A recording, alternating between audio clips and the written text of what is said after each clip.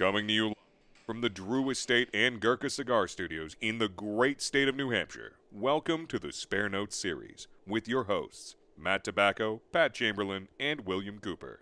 And good evening, ladies and gentlemen. Welcome to another episode of the Spare Note series. My name is Matt Tabacco from SmokingTobacco.com, and I'm joined once again by my good friends and co-host, Mr. Patrick Chamberlain in the Gurkha Cigar Studios, and on the black stage from Indian Trail, North Carolina, it is Mr. William Cooper, the Coop, the Scoop with Coop, Hall of Famer. Boys, how are we? Doing well. Long week. It was a very brutal week for me, but doing well. That's good. That's good. Yeah. How was first and foremost? How was your mom? I tell you what. She's doing great. I call her America's youngest teenager. She's 78, and if I could keep up with her, I'll be a very happy person. But I had not seen my mom since we took her to Florida right after my dad's memorial in 2022. It's been a long time, so Wow. I was really due to kind of go up to New York and see her. I dedicated the whole trip to her. I know there's a lot of people wanted to see me. They didn't. It was really basically my mom, my aunt, and my sister I saw, and that was it, and my nieces. But I did that. She did take me around to a lot of the old stomping grounds, which was really cool. So that was really interesting. One thing that was a real eye opener is we lived in an apartment complex when we moved from Brooklyn to Staten Island, and we drove past it. And if I just tell you, it looked like a slum.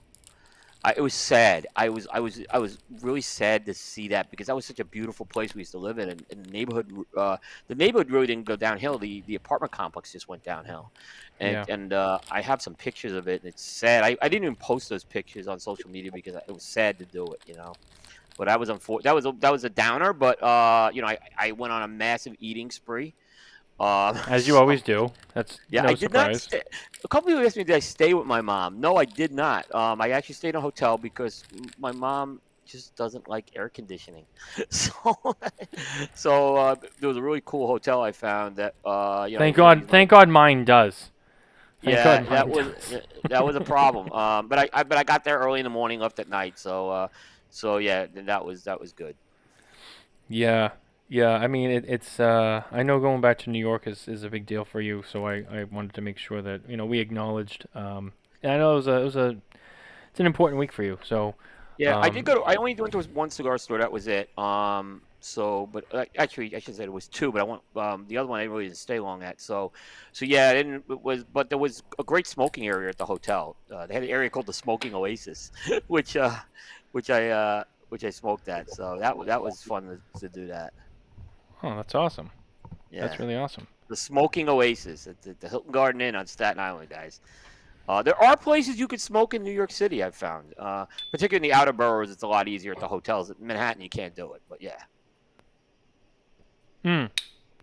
Unless you're at the Madison Avenue Davidoff that just reopened. Yeah, but I mean, they're not open 24 hours. Well, you can go to Cigar Inn, which is open many hours, but yeah, so that's the down part is what I'll just say is, Manhattan, like if you want to go out for a smoke at like 6:30 in the morning, good luck. You're not gonna find any place to do that. Yeah. Yeah. No, that's true. Yeah, I didn't even go into Manhattan. I didn't even touch Manhattan this time. So. Yeah, I mean it's a lot going on down there. I could see that. Yeah. The one place I didn't get to go to was like the original Junior's Cheesecake, which is in Brooklyn, and I just did not get a chance to go there, unfortunately. That was on my agenda, and I couldn't do it. Any pastrami sandwiches? Today I had one in Charlotte, but no, what did I have pastrami sandwich? No, I didn't. I had a really good Italian Hero though. There was a really good place I found in Staten Island. It was incredible. I had a really good Italian sandwich this week too. It was fantastic. It was Jersey Mike's actually. Well, that's not bad. I mean, it's not a bad thing, but dude, it's not for a chain. It's really good. It is good, but let me give you this place I found. It's called Top Tomato. It's in the Great Kills area of Staten Island. When you go in, you pick out your bread. Like there's a bread rack, and you pick out the piece of bread that you want, and all the bread's like fresh baked bread there. So that was really cool. I was a little confused. I'd never been to this place before, and my mom was telling me about it. I'm like, let's go there, and yeah, it was fantastic. So. Um, so I had good pizza, I had good Chinese food, and that made up for it. Yeah. Yeah, Coop texted me while he was in New York, and he sent me a picture of pizza, and he said, "This is pizza," and I was like, "Okay." He wanted me to know.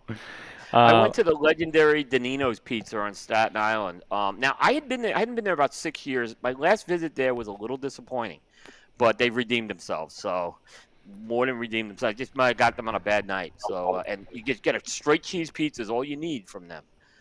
no With a toppings. really, you could get toppings. You don't. If you get a really good cheese pizza, you don't need toppings. But it's hard to get a really good cheese pizza.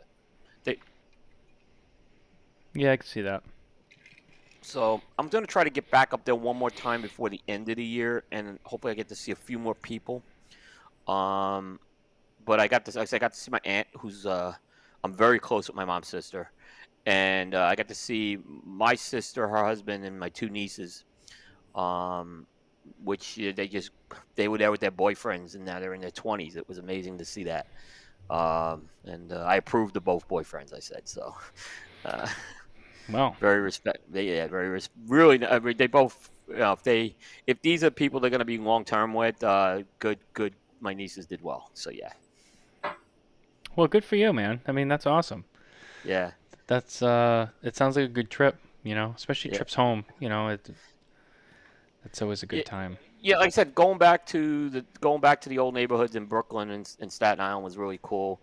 Um, I went to this other place. Well, I'll just say last phase. I went to this place called Brennan and Carr, which I'm surprised how many people haven't heard about it. It's like a legendary roast beef place in Brooklyn. It's a little different than Kelly's, is what I'll say. It's kind of that dipped beef that they do, Like which is au more of jus? the kind of more the au jus, but they dip the whole sandwich in there. Hmm.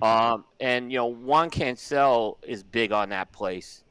And I said, Juan, when I get off the plane, that's the first place I'm going. I literally before I got to my mom's, I went to Brendan and Carr because I was starving on top of that. So like, I basically I stopped at Brendan and Carr before anything. So old school roast beef place, yeah.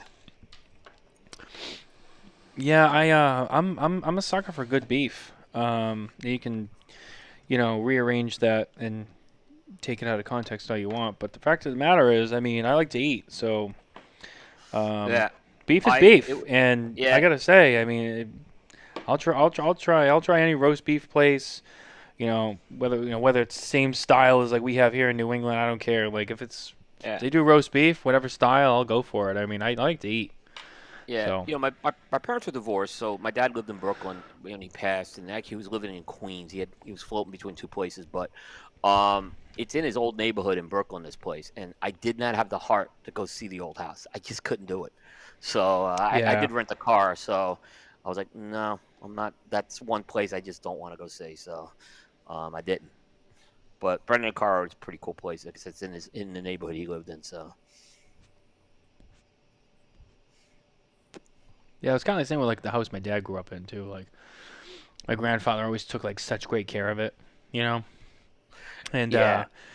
I remember we drove by it recently, and it was like, damn, it's hard to see, you know. Yeah, like I said, going back to a place that you lived in basically turned into a slum, and I could show you. I'll show you the pictures of it. Was I was oh, it was horrible, Matt. It was horrible to see it. It's It, heartbreaking. it was because this was considered like It it was was a your garden home. apartment complex. It was our home. It was a garden apartment complex. It's a nice home. Like it's a nice. It's turned into an eyesore in a very nice neighborhood, and I'm like, I wouldn't even. Who knows what's going on outside these places? And you have like air conditioning units that are that are built into the building that are empty. It was just like with tin foil on it. It was absolutely. I said to my wife, I said, you got to see this place. I hadn't seen it probably in about 10 years. I said, you got to see this place. And that was sad. Yeah. Yeah, And this is it's Staten Island. Staten Island, because this, like I said, this is a nice. There's an area in Staten Island called Bull's Head. It's the neighborhood called Bull's Head. It's a very nice neighborhood to go to. yeah, And we lived there before we moved into our house, and it was just heartbreaking. So that was the down part of my trip, seeing that, unfortunately. yeah, yeah. I kind of understand, but I totally sympathize. I Yeah, mean, it's It is. Yeah. I mean, a place is a home. You know that Yeah. when you live in a place and it feels like home, it'll always be a home to you. Yeah. The unfortunate thing is, the house we lived in Staten Island is no longer there. It was sold and it was demolished Uh, for another home. Yeah. So that was unfortunately. I can't see that anymore. Unfortunately. that's most likely what will happen to like Nicole's dad's house in Yeah. in Watertown, because it's right outside of Boston. So a lot of times, once people sell those homes, someone comes in, they knock it down, they put a two-family there, and they rent it out. Yeah. That's just the way it is. Yeah. In this case, it was more of it was a big plot of land, and they could get a bigger house there. Yeah. It wasn't the biggest house we lived in, but it was a nice house. It was like a ground floor house, and they would build 2 stories. It's like, yeah, it's not even, and they shortened the yard is what they did. Unfortunately, was the result of that. It's like my parents' house. Like I don't live there anymore. I have my own house that I have to fucking deal with. But when I go back to my parents' house, like it's not my house. I don't live there anymore. But like it's still home. Yeah. So No, like I even get when I'm that. there, like I still feel like I'm at home. I don't feel like I'm at Yeah. anyone else's house. I just feel like I'm at home still. So Yeah. I totally understand. You know. Yep. Yeah. Yeah. Exactly. You know. Same thing with like Nicole's dad's house because we lived there for a brief period of time, and like I lived there long enough where I was like, this is like home too, kind of. Not as much as my own parents' house, but it's when we go to each of their houses, it's like, it's just Sure. like being home. I get that. Yeah. So yeah, although nothing ever beats the home you currently live in because that's really where you can take your pants off and relax. Yep. Exactly. I wanted to point out, Mitchell made a great comment. The boyfriends score a solid 90, making the cigar Coop standard of excellence. I thought that was the comment of the night. Right there. I like that. Yeah, I'd say they got a standard of excellence. Yeah. They were really very, very good guys. Good guys studying. I think one's in grad school and everything. Yeah. So, the cool thing is one of my nieces is actually starting grad school down in South Carolina. So we'll probably see her a little more. Oh, that's awesome. Yeah. Yeah, there you go. And it's always great when things work out like that, Yeah. Yeah. Uncle Coop. You never know. Yeah. Well, Might need they you. like me because I'm the storyteller of the family, and I know all the stories, that they really don't. My sister's a lot younger than me, is what I'll say. So she doesn't have a lot of the family stories like I do. So they love when I come over and start, doing my stories. So, Oh, so you're the Cooper family historian. It probably is my uncle Lance, was my father's brother, who's the best historian, but I think I'm the heir apparent to that. You're going to take the torch. Yeah. Makes sense. Yeah, I can see that. Do you remember when I don't know when I saw Dave Garofalo when I was up there? It's like 3 years ago this weekend. I think it was. Was that 3 years ago? Yeah, and I remember David just done the interview with his mom, and he was getting a lot of criticism for that. And I said to Dave, I wish I did that interview with my dad. He would have did it, and because the stories my dad had, I'm gonna try to do it with my uncle Lance, who I didn't get to see on this trip, unfortunately. But I'm gonna try to do that with him to see if I can. And not that I'm gonna publish these stories anyway, but I want to have them documented somewhere, in his words. So, because my uncle's he filled in a lot of the gaps even with my dad's stories. So. Yeah, it's something I've thought about too. I thought Dave. So I will applaud Dave for doing that. Because I think I said, you talk to people in the cigar and. When we were at PCA this year, last year rather, they had that Padron presentation, and they had to like really scramble to find an interview of Jose Orlando Padron. Like there was only one interview out there with him apparently. So that's how hard it is. They don't. A lot of these things aren't recorded. Right. Yeah, no, it's true. And back in the day, especially in our business, a lot of interviews when most of the media was print driven, or just whether online written. It was all just, spoken and then transcribed and written down. So there's no original copy of that. It's written, but like it's not the same as when you watch an interview and you see the people together. And so yeah, unfortunately, a lot of the old school guys, it doesn't exist. Yeah. Just like how many interviews of like Carlos Fuente Sr. are there out there? Jose Orlando Padron, even some of the other guys like Hanky Kellner, and they don't do a lot of interviews usually. at least video ones. Yeah. The fortunate thing for the next generation of people is that most of like the next generation of the people, like, I mean, even George Padron doesn't do a lot, but he's made a few appearances. But fortunately, most of all the other companies, those guys have done at least enough interviews where there'll be something to watch, Yeah. in the future. But yeah, those older guys, there's not a lot of it out there. I do have 2 interviews with George Perdomo. I did, but they were Stogie Geeks interviews, so they wouldn't. I have not gotten them on a Coop show yet. So I just had, well, we had one interview with him at PCA. That was it. But Bear did that one. So yeah. So we, like I said, I was fortunate enough to interview Jose Sejas. Oh yeah, that's also with right. Stogie Geeks, which again, most people, Jose Sejas' health in the last few years really hasn't made him available to do interviews. So, and then he obviously passed. Well, So he's gone now. Yeah. and that was because Enrique, his son, knew he had the foresight to get this done when he did. Yeah. Get his father out there when he did, and thank goodness he did that. Yeah. So I think we're one of the few shows that even the only other person I think that's interviewed him is Cigar Dave that I know of. There may be 1 or 2 other ones, but I don't know who did them. Yeah, something to think about for the media, and Yeah. it's great, because someday, even if it's not appreciated now, someday all of this content that's out there will be even more appreciated, especially when people are gone. Because I think when people are gone, that's when you really start to care. Because when people are alive, it's like, oh yeah, I can, I'll see them, and then when they're gone, it's like that, what's out there, because it's never going to be any more. So what can I find? And then that's when people will. It's the same with anything, like it's like same with when, like, musicians die. All of a sudden the albums go through the roof because it's like, oh, I got to start listening to them again because that's it. There's not going to be any more music. It's like the appreciation doesn't happen until you die, unfortunately. Yeah.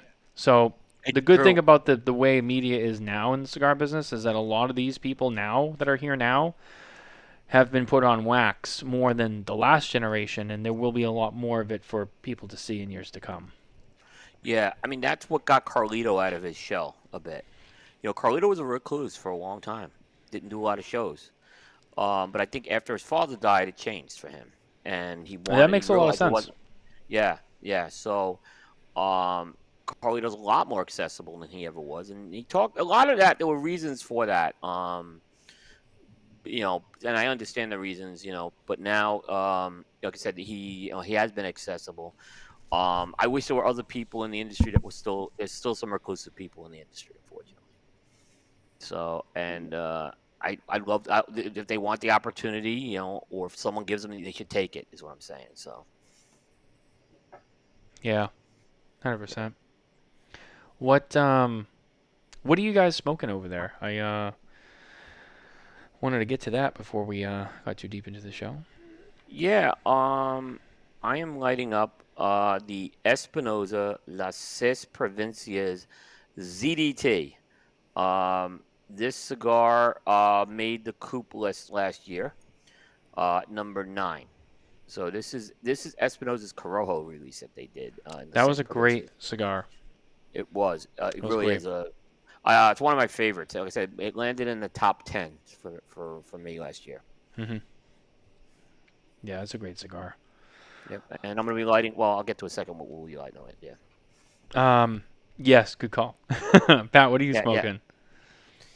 I am smoking the new Tatuaje 898 for their 20th anniversary. Really, really good cigar. They made 500 boxes. They're made in Miami, not in Nicaragua, where the other brown labels are made. Yeah. And I think it's just one guy that's rolling them all too. It's 25 count boxes, obviously 898, and then it's based on like the OG 898 Cuban Prodigas. And it's a killer cigar. Honestly, it's like when the 20th anniversary cigar came out, like I don't know what he's calling it. It's like the original 20th anniversary cigar. It's like that new line. It came out in like the Havana Cazador size, and then there's another size. It's the black label. It's the best. I forget. There's a specific name for it, but Oh, yeah. like when that cigar came out, I was like, that's an anniversary cigar done right. It's the same roots as what the brown label is, but it's not trying to be different, right? But I will Yeah. say that this 898 is the exact same thing on the other realm. So these cigars were rolled in 2023. They've been sitting since, and it is like unbelievable. Um, I was lucky to get a little over half a box. I know I texted Jay late at night one day, like, "Hey, do you have any of these boxes?" They sold out quickly. Like I said, only 500 boxes. There's kind of like they kind of left the door open on if they're gonna make more. Which when Pete does that, I feel like he'll probably make more. He There's probably really will. You're not going to see it for a while, but he will. Yeah, I don't think. I mean, there's nothing different about this other than it's a tweaked size. It's a bit longer than the Havana Cazadores, but it's just aged longer. So I mean that's what they say, right? Like they might tweak the blend, but it hasn't been advertised to be anything different than just the brown label age and a different size. By the way, I just want to acknowledge the true legend in cigar media. George Brightman is in the chat tonight. Yes. If there wasn't a George Brightman, a lot of us wouldn't be here. And he mentioned the Draper Dialogues, which is some of the greatest interviews. And George is one of the greatest interviewers out there. And he mentioned that Jose Sejas did, that he had interviewed him for CA, and I think he was trying to get him. He did this thing I called the Draper Dialogues, which, like I said, it's the gold standard for interviews. By the way, great sessions George has done with Pete Johnson. I mean, just epic interviews. Bear and I actually put them both on a show a few years ago together to recall some of those stories because their interviews are amazing. So I want to acknowledge George because a lot of us would not be here today if it's not for him. So. Yeah, it's been nice having George in the chat. He's been watching along with us for a short while now, and it's great to have George here with us. I couldn't go visit George in New York. This was, like I said, I had to go see Mom, George. So I understand. This was 3 years, and when you get to 78, you want to make sure you don't let 3 years go by again. So yeah. Yeah, absolutely. I just wanted to throw in really quickly before we change it up. I'm smoking a Arturo Fuente Don Carlos Presidente for two reasons. One of the reasons we're going to get to later in the show. But the primary reason is because this is one of the special ones that the Fuente family gifted me a box of that is labeled from when Anastasia was born, and tomorrow is her second birthday, so I am smoking one of Anastasia's cigars on the show with you guys tonight. I should have lit. I have still one left. I should have lit that one up tonight. I didn't realize it. That was my miss. No, it's okay. I didn't think of it to the last minute. Nicole actually reminded me, so I didn't even think. I forgot you had some too. It gifted me. You were very kind to gift me those. Yeah. Oh, absolutely. I wouldn't be here if it wasn't for you. But yeah, so I'm smoking that. But to get to Coop's almost comment before. We are cutting and lighting our cigars once again with ST Dupont products, featuring the new Fender collection. That's right, we're shaking up the legacy with the new Fender collection from ST Dupont. I have the 2024 Smoker Tobacco Accessory of the Year, the Biggie model, and the boys over there have the Slimmy model, which is a little bit smaller, but they both feature that flat fan blade flame, which I think other manufacturers have used, but I think ST Dupont really is the one that's kind of capitalizing on it the most, and it's a fantastic lighter. So ask your local retailer for ST Dupont products today and shake up the legacy. This Slimmy is, both lighters are great. The Biggie and the Slimmy, you can't go wrong. That's what's great about them. The Biggie's really, like I said, it's good for my big ring gauge cigars, and the Slimmy's good for something like this 50, 52 ring gauge, box press here. So. Yeah. Okay, but that flat flame is just epic on here. Like Carlito says, it's the closest thing to a soft flame you can get out of a jet lighter. It really is. It's a fantastic lighter. I like the way it lights. Just everything about it. It's just it's great. And listen, we get these things on loan, right? So we've talked about this. Mhm. I think I bought almost every lighter that they've sent. Like we have the Yeah. option to buy it. I think there was only one. It was just way too expensive just It was to probably a keep. line But, too, yeah. it was a line two, which, and I tend to use more jet flame, but I'll tell you, it's the best soft flame lighter I ever used. I mean, hands down. Yeah. There's a line two, and then there's everything else. So, I may at some point get one, but right now it was like I significantly increased my Dupont collection since joining this show. I can say that. Oh yeah. Yeah, I mean, I already had a pretty respectable Dupont collection, but ever since this happened, it's been Well, and everyone knows the it's story. been out of control. I gave mine to my dad, unfortunately, and the old Fender one, which had that Fender Jazz pattern on it, with that you see on the base. And when I came back out with this, I knew I had to get one of these. So Yeah, I know. As soon as it came up, I said, I said we're getting Fender lighters, and he was like, "Oh, I'm buying it. I'm buying it." I just I had said, that. "Yep, Yeah, I know." yeah. And we don't know what happened to that original Fender. Like, I guess my dad might have lost it or something. I don't know what ever happened to it, unfortunately. But yeah. So this one doesn't leave the house. I use it for this show, and I use it for Jukebox. So those are the two shows I use it for. Yeah, they're fantastic. I mean, I don't go anywhere without my Dupont lighters. They go with me everywhere, all around the world. See, mine don't leave the house because I'll lose them. Yeah. But you take the soft flame with you, so. Mhm. Yeah, my line 2 goes with me everywhere I go. Yeah. I mean, I bought it to use it, and I take very good care of my things.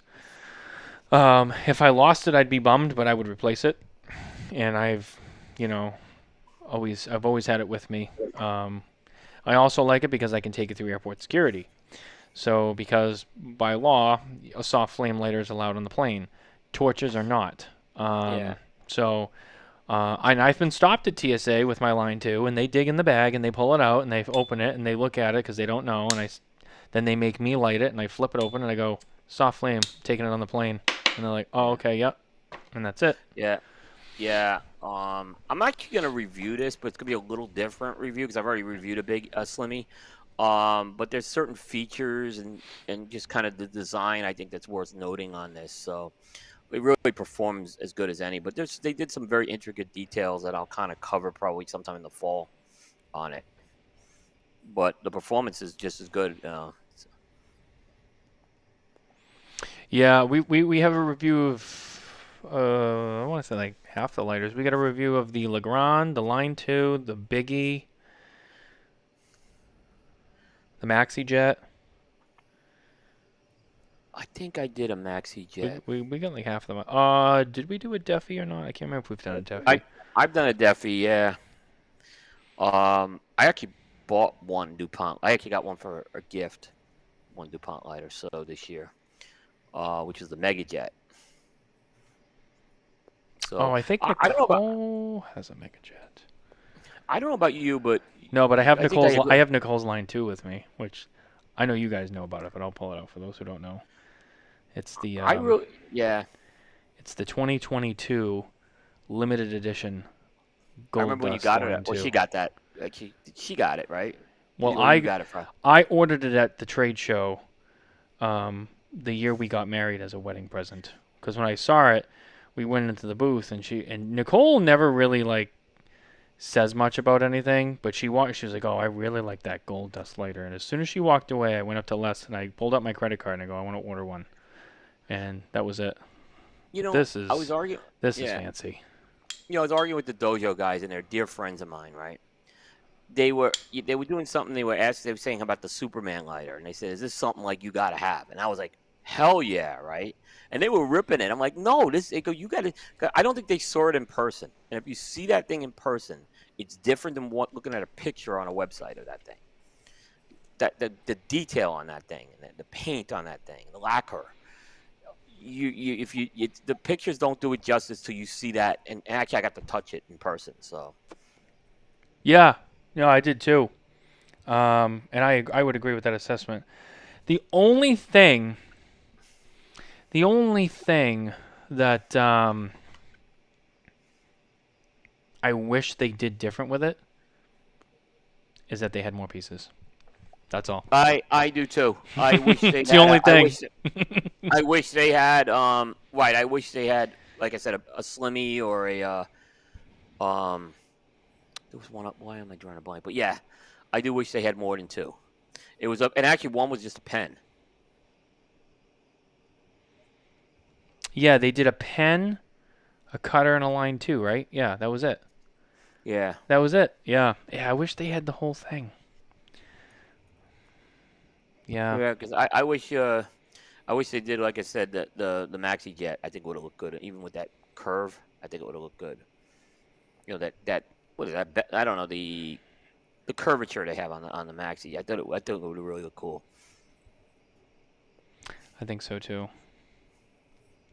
But yeah, they know they sell these things better than I do, right? So. Sorry, I'm trying to get the feedback up. There we go. Yeah, I know that they know best. So, Pat, you sipping on wine over there? Mitchell wants to know. I am. What are you drinking? What kind of grapes are you? Good question. I just got it today. I didn't even look at it. I was telling my dad today when I was in the liquor store that, like, when I like I have a good enough palate to appreciate different wines, but I don't know anything about it.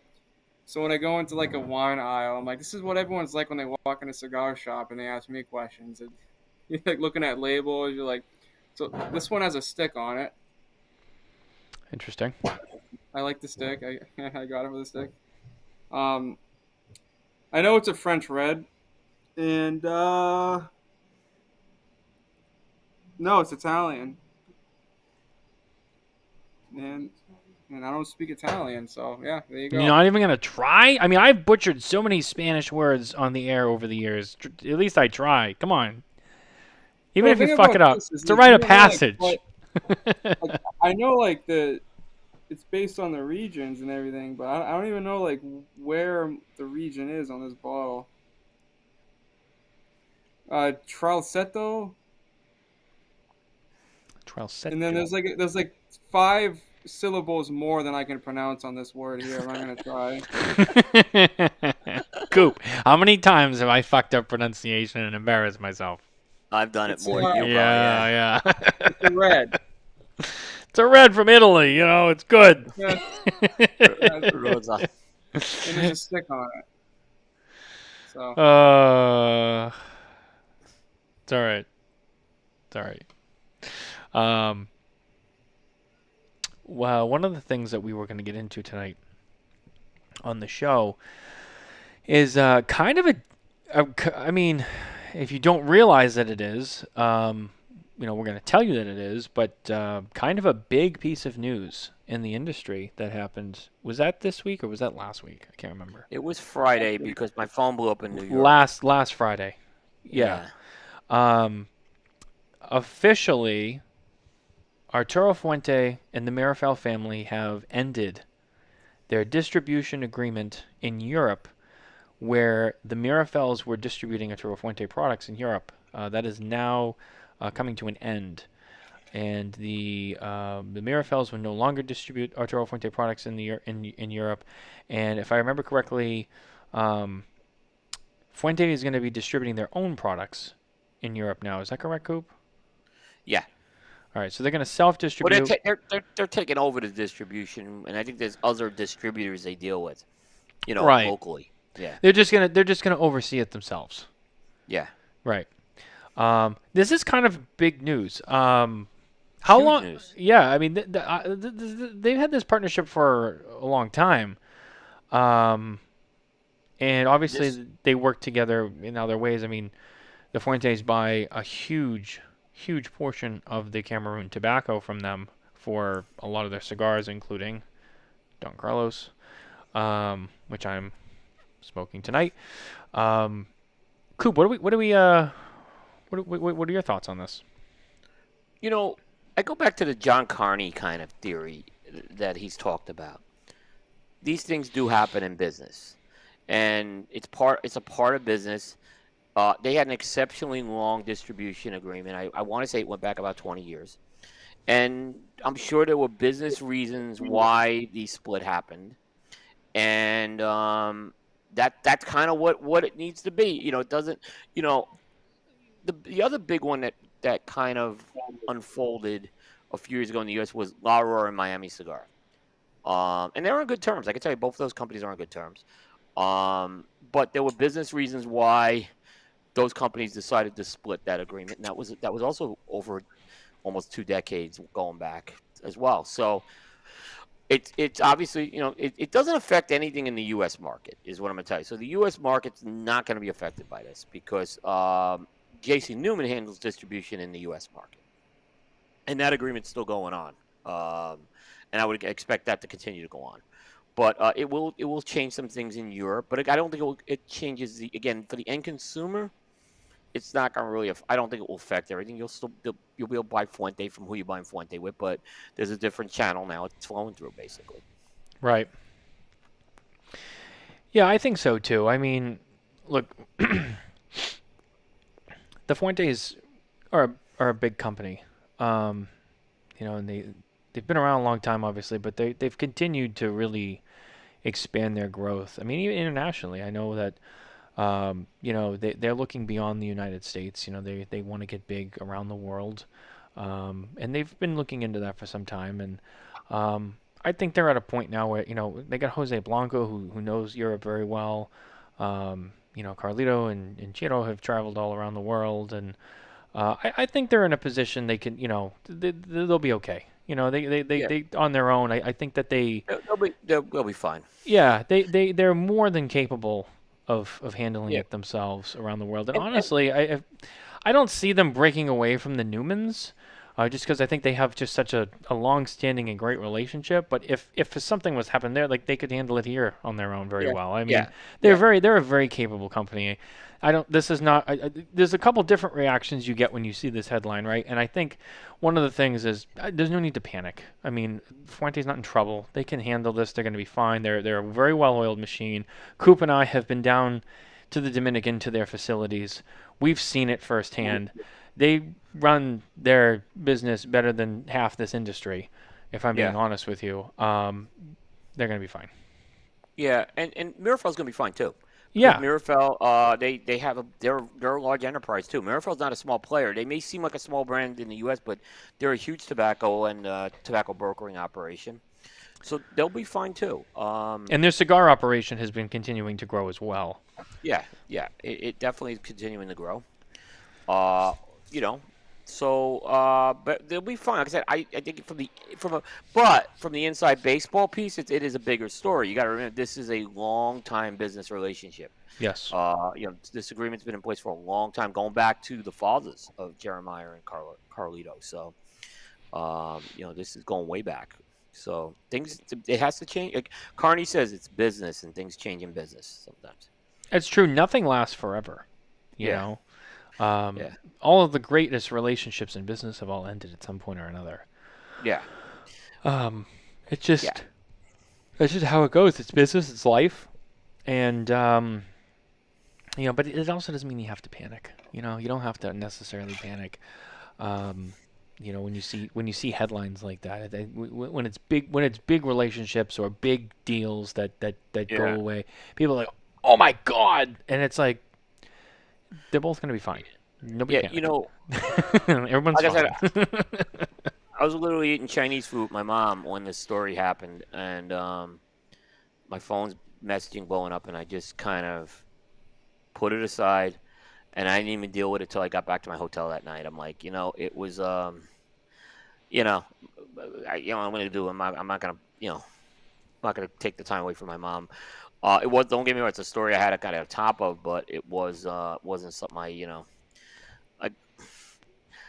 like I said, I think we try to make every type of thing in the industry kind of like inside baseball, NFL moves, coaching fires. We kind of get into that. Like, I'm amazed how people how big is it when a rep leaves? It's like everyone's it's a friggin' employee that's leaving. It's not like it's an employee. It's a sales rep that's leaving. I'm not saying the sales rep isn't good and shouldn't be valued, but you can't make every move in this. And then there's always this, wow, why did he leave? Question. I'm like, I don't know. I just think we overdo it a little sometimes with that in the media. We've overdone that. Whether it's in our publications or behind the scenes.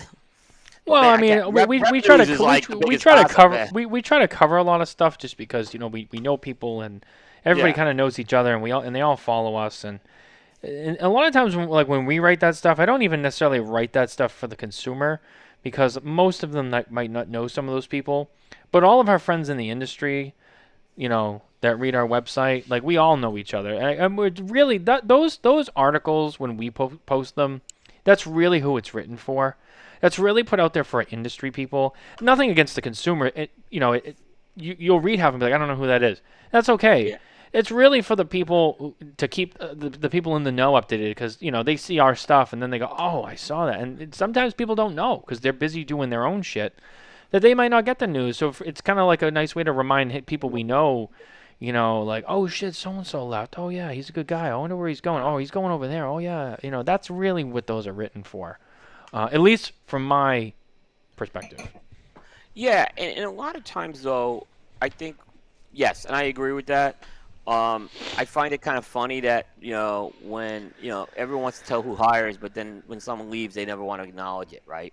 Right. Yeah, which I said, well, you really want to acknowledge if someone left, right? So people do know that, right? Yeah. And they're not surprised, and it's not, and then when it is acknowledged, what is it? He's pursuing other opportunities, which we all know, no one pursues other opportunities. It is rare case unless you're financially wealthy. We know what that means. Right. But you're financially wealthy, or you have a personal situation you have to deal with, right? Right. And guess what? If it's a personal situation you have to deal with, it's none of my business in the media about that. Right. I'll be straight on that. Yeah, sometimes things happen. There's other media brands that seem to think that is something okay to talk about, but not us. I don't think we do that. I think we acknowledge it. Don't get me wrong. We don't shy away from it. We didn't shy away from this tonight, with Fuente and Meerapfel for a reason, but we have to acknowledge it, Oh yeah, absolutely. Absolutely. I mean, at the very least, we have a responsibility to discuss things and keep the sorry, I'm trying to find something here on the keyboard. Is just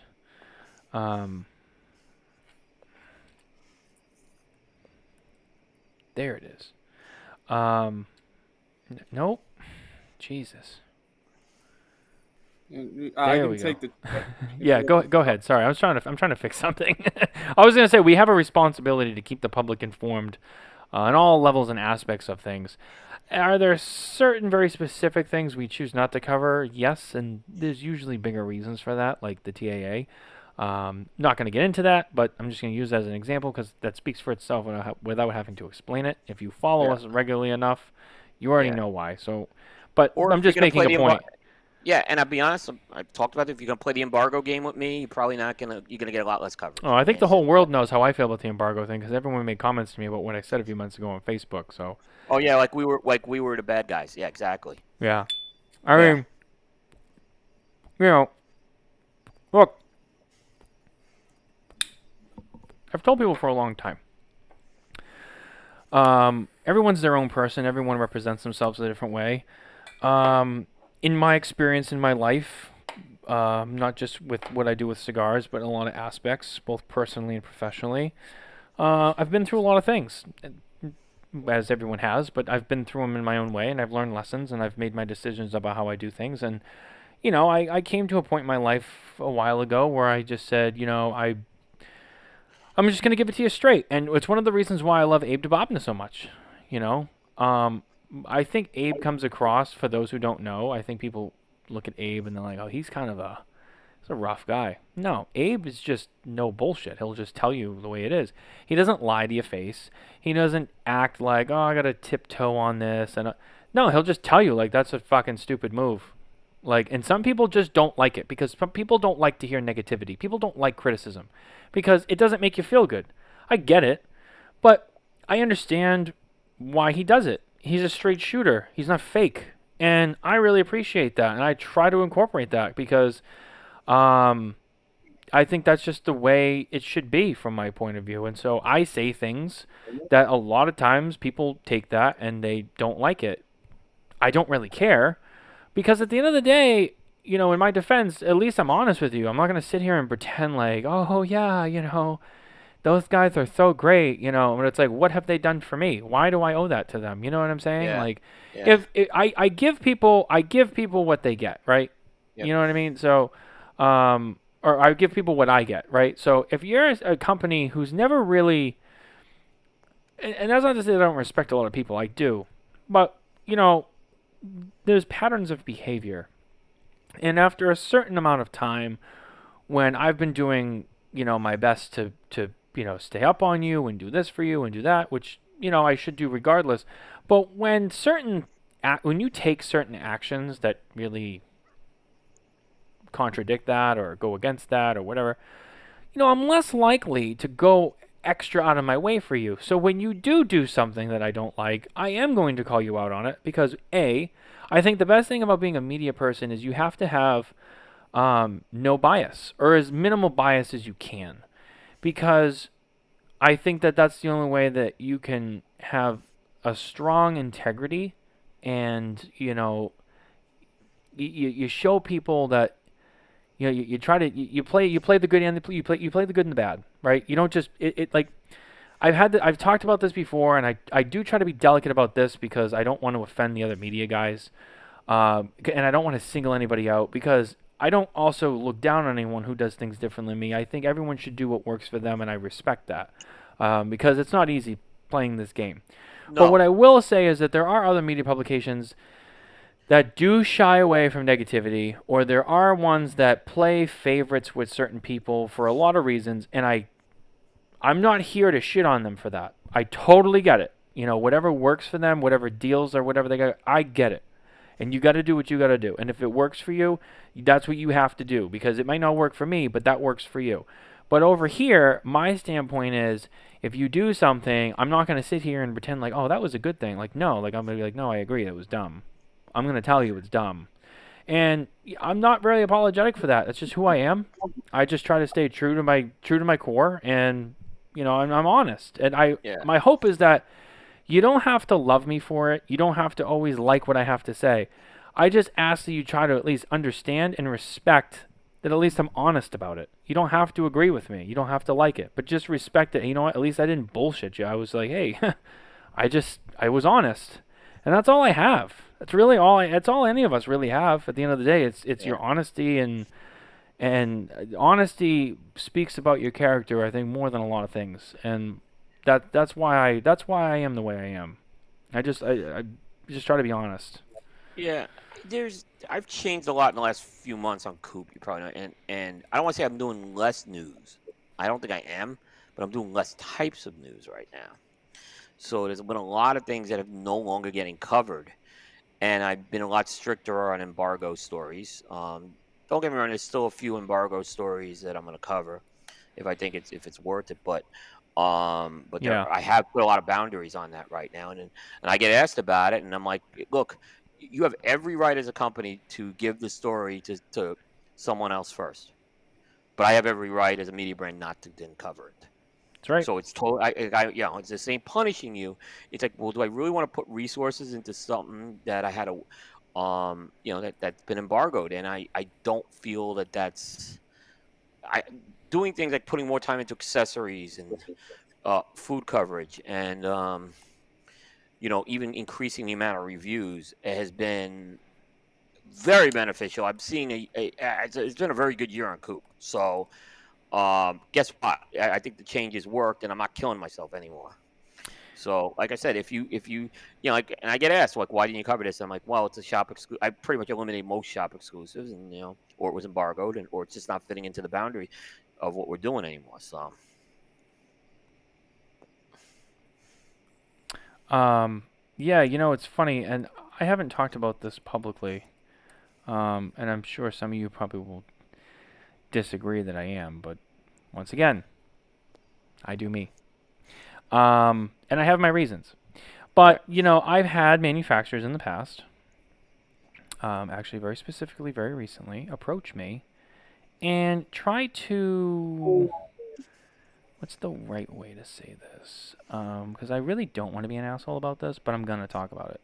But I have had manufacturers approach me very recently regarding how and what I cover on certain things, and some of them have been about embargoes. I haven't been getting that really that much. I'm curious how many companies and who. Well, you don't have to say the companies, but... You know which one I'm talking about. Okay, so there's one in particular. Okay, yeah. You know. You both know. There's one in particular, yeah. Yeah. And to be as respectful as possible, I won't name who it is because I don't really think that really matters. No. That's not what I'm trying to do. I don't think it matters. But my point is, I've had manufacturers approach me and try to threaten me and discipline me, not in like a legal way, just in bullshit ways. Because I choose to cover things that they think that other people should cover first. And I told them the same thing I will tell anybody else, and I have told everybody else. At the end of the day, this is my business. And you have your business. You're going to run your business the way that you see fit to make yourself profitable. And I'm going to do the same thing. And when you expect me to wait 2 days to run a story because you want to play the favorites game, and when I run that story 2 days later, it does nothing for me because it's already been out there, why? And why do I have to sit on my hands and play your game for you? I don't. You don't own this company. You don't tell me what to do. This is my company. And I will do what I want to do with it. And you can go ask Charlie Minato at Half Wheel, who's going to tell you the same fucking thing. He owns Half Wheel, and he rules it with an iron fist. And if you follow Half Wheel, or if you know Charlie, or if you even know Charlie personally, like me and Coop do, you'll know he don't play that game either. And I use Charlie as an example because everyone likes to talk about Half Wheel. Nor does he put embargoes. He'll get a story. He'll ask maybe for an hour. That's it. Me and him have messaged on this, and there was a couple of cases where he thanked me. I'm like, look, Charlie. Again, if I got the story but after an hour, it's out there. I mean, what's the? So I have no. I will. And I think I've told you've had this issue a couple of times too. So I will tell you this. And I guess this is the first time I'm really publicly acknowledging this. And so the person in question also is going to get my final answer right now. I had someone at the show try to strong arm me on this very particular issue, and even tried to use Coop against me, who I have a professional relationship with and a business relationship with, both of which I cherish dearly. And I was a little upset, but I said, I'm not going to flip out at Coop because Coop's also a friend. And I just want to clear the air with Coop because Coop is a friend and I know we'll sort it out. And I brought this up to Coop and we cleared the air.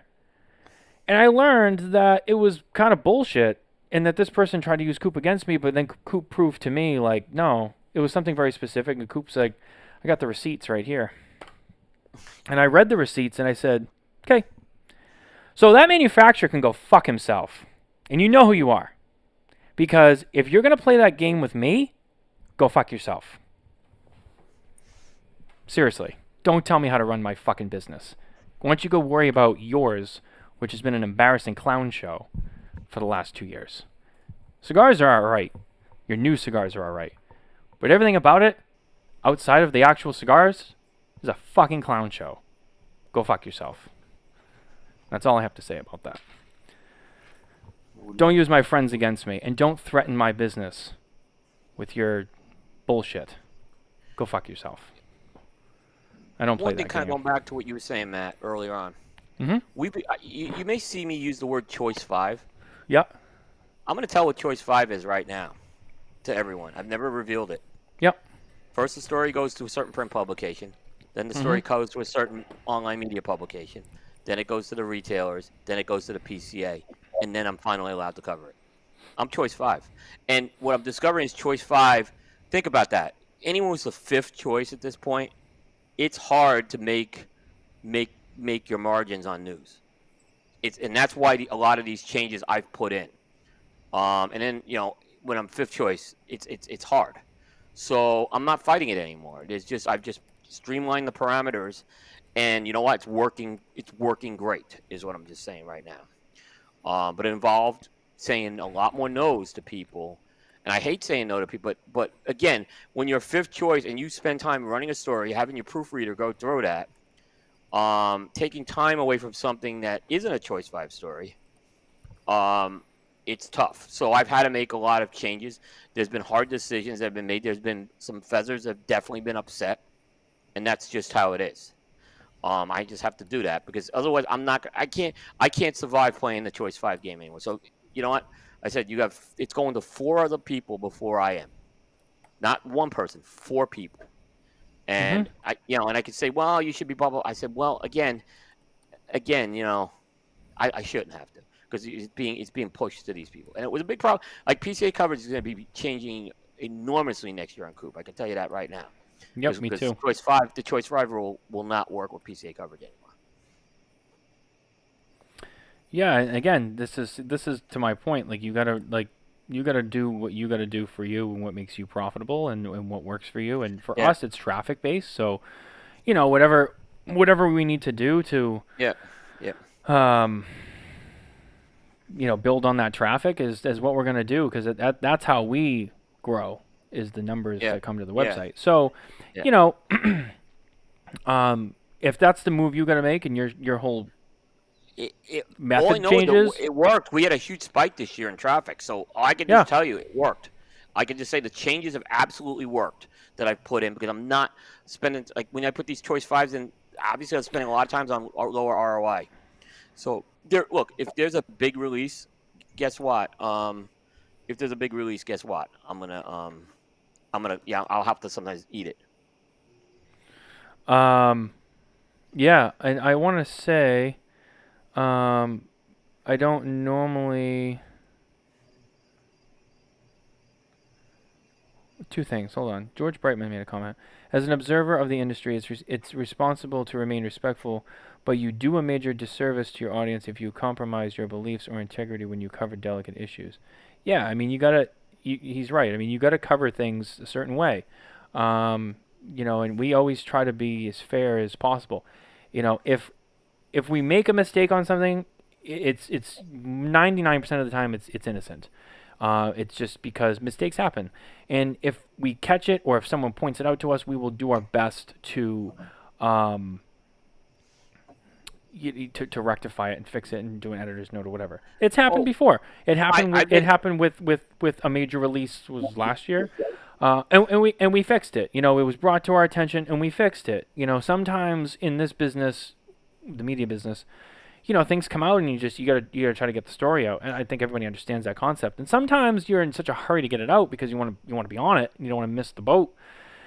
Sometimes you might make a detail or 2 wrong or something or whatever. And we've been there. We've all been there, and we've rectified it and fixed it. And it happens.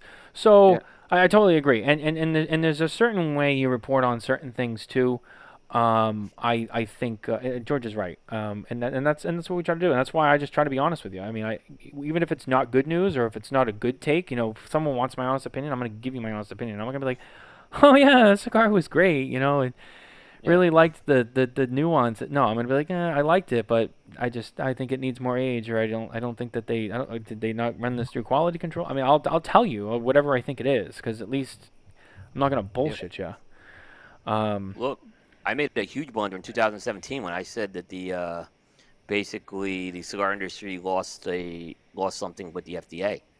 It was a huge blunder. I mean, that's a major blunder. It had major ramifications. You know what I did? I immediately corrected it and I publicly acknowledged the mistake. There was another media guy this year that made a big mistake that didn't acknowledge his mistake, and that was a problem. You have to acknowledge when you make the mistake. Yeah.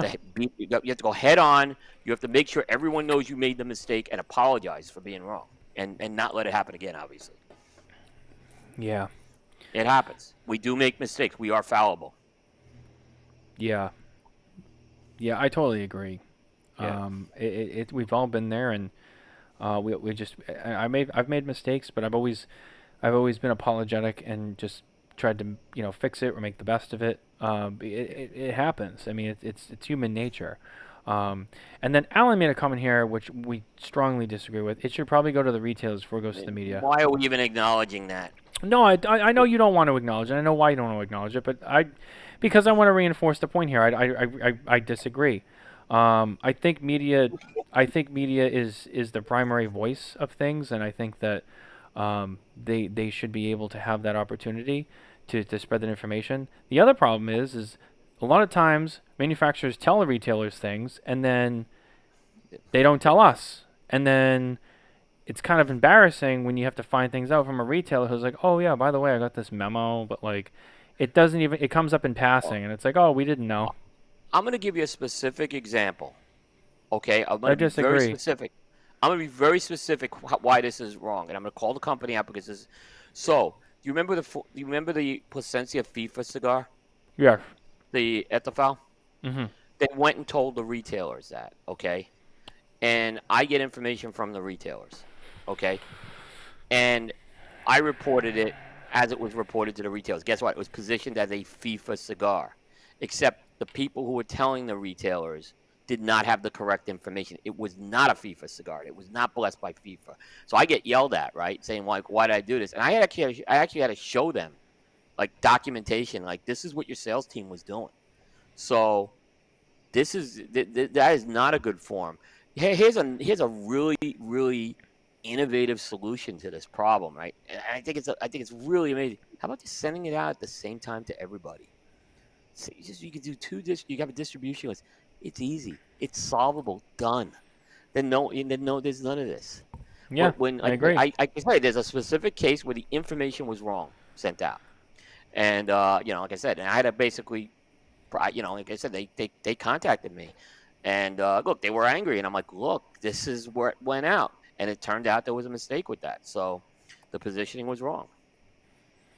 Yeah. I don't believe in that. I don't think that's the right answer. I think you need to vet it through both channels, and then send it out to your retailers and send it out to your media, and that's easy. It's problem solved. Yeah, but the retailers getting it first is definitely a no, and you're Well, never going and to then change my mind on that, Alan.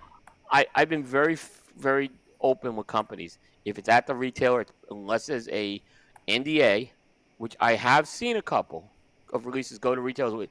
Please don't share this, and we will buy back. I'll never use a photo without authorization either.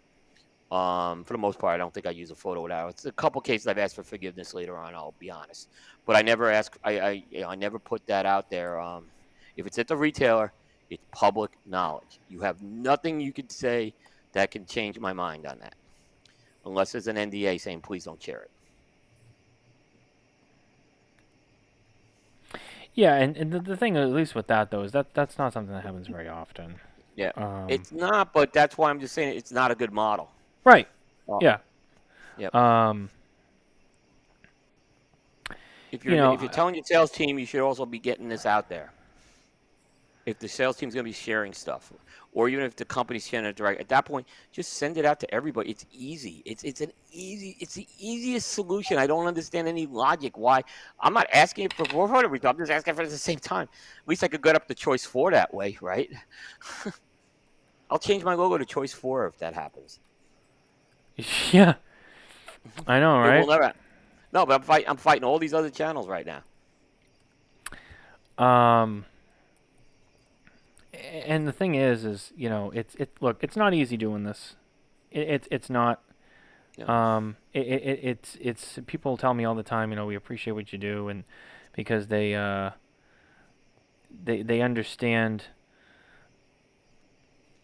They understand how much work it is, how hard it is, kind of the bullshit we deal with behind the scenes. Look, it's hard. It's hard to do this and stay up with it. For a good chunk of this year, I had to take a good step back because I had issues with my daughter medically that needed my full attention, and just about everyone has been very understanding, and we're kind of getting back on track now, but these things happen, and it takes that much out of you. Yep. Like I couldn't, there's no way I could be running this website while dealing with a child in the hospital with a severe infection and a major skeletal surgery, and it's a lot.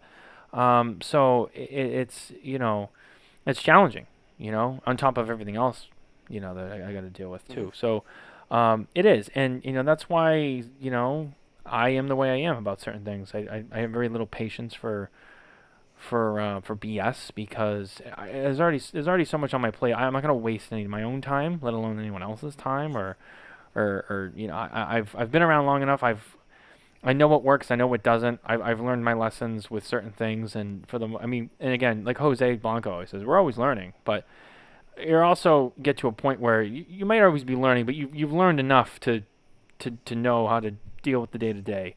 And that's kind of the position I've had for quite a while, as Coop knows. I've also learned a lot of things from Coop. I've learned a lot of things from Coop, and I know the things that I should and shouldn't waste my time on. So, thank you, Coop, because I learned that from you. We all learn. We all learn. We all learn. Yeah, we do.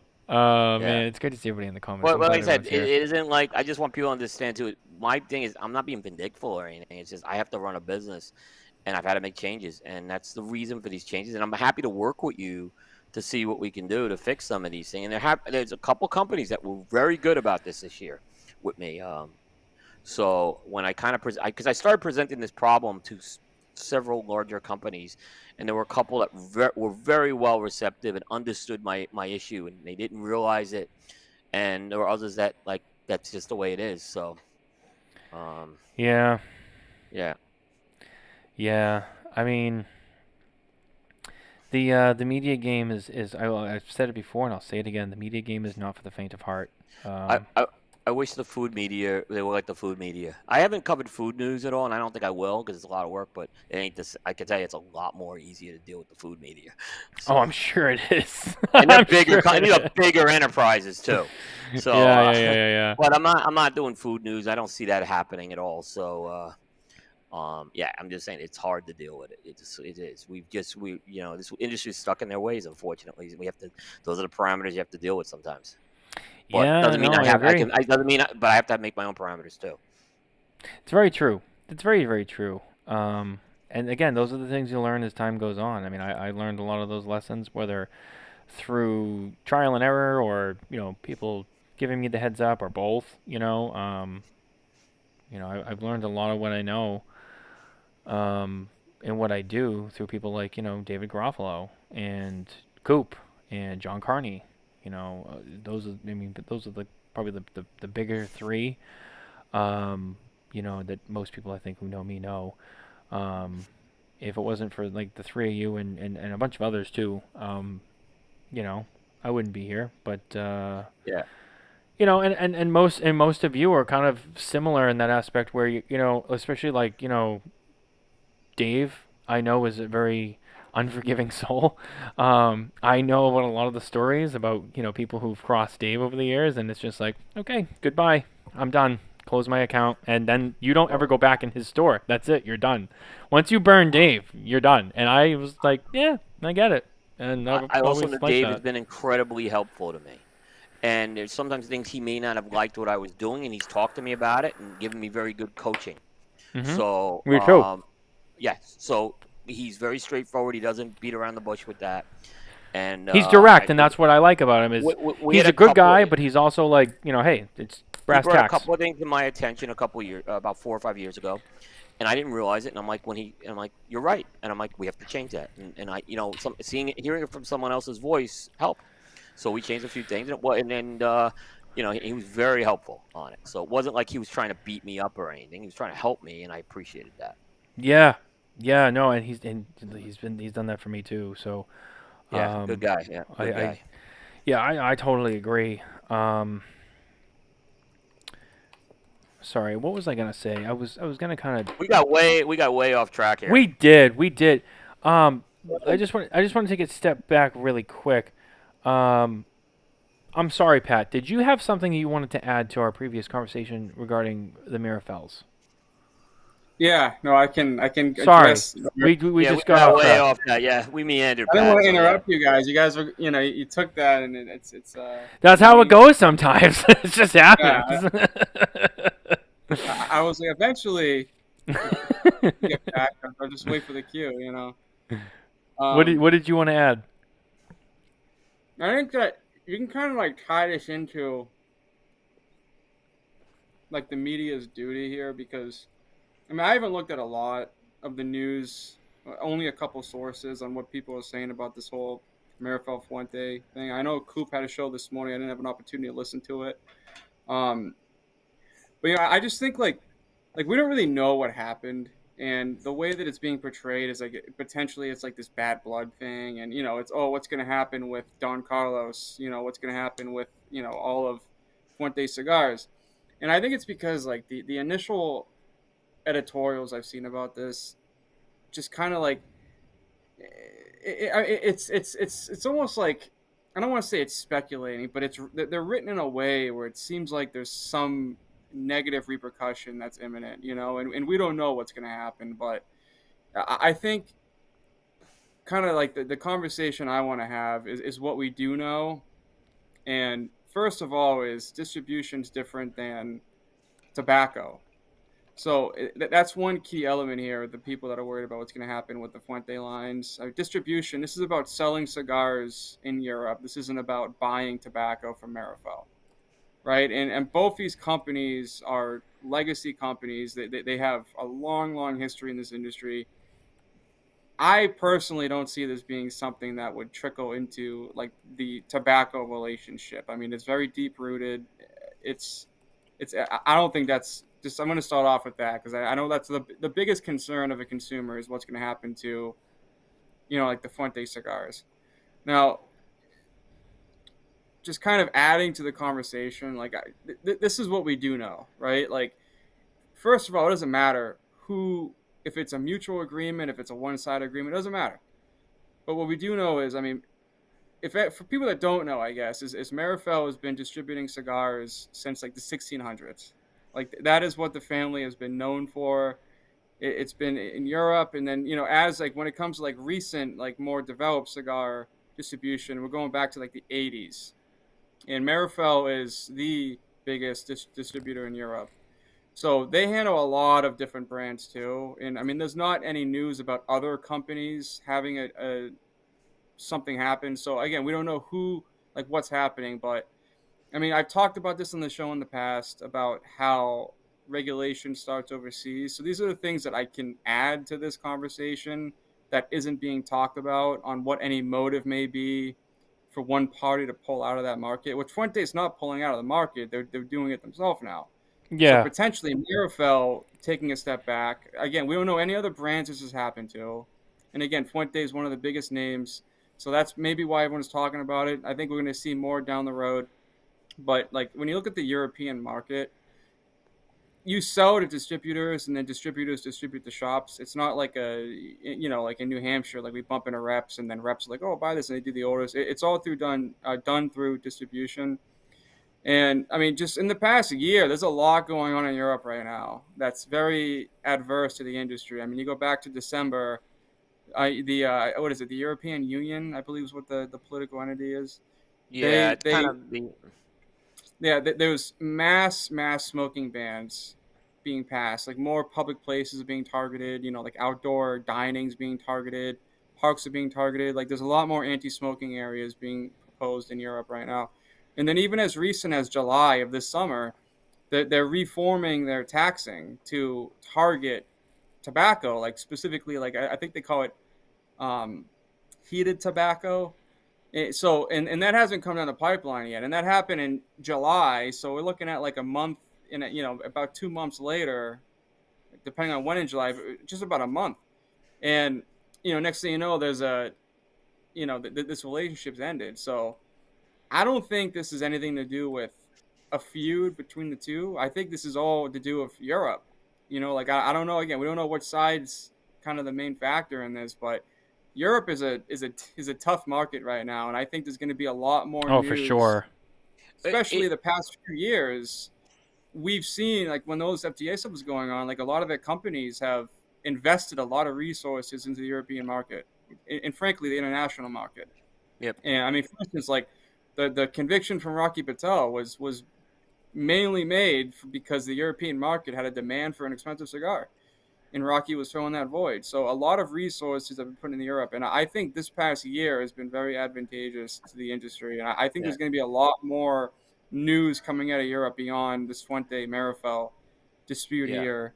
that is going to come to light here. So I think just because it's Fuente and Meerapfel is why it's getting a lot of specific looks right now. But I think there's going to be a lot of news coming down the pipeline Yeah, out of Europe. there's definitely Pat. There's so much going on there, right? It's a complicated market. It's a completely different market you sell into than the U.S. That's what.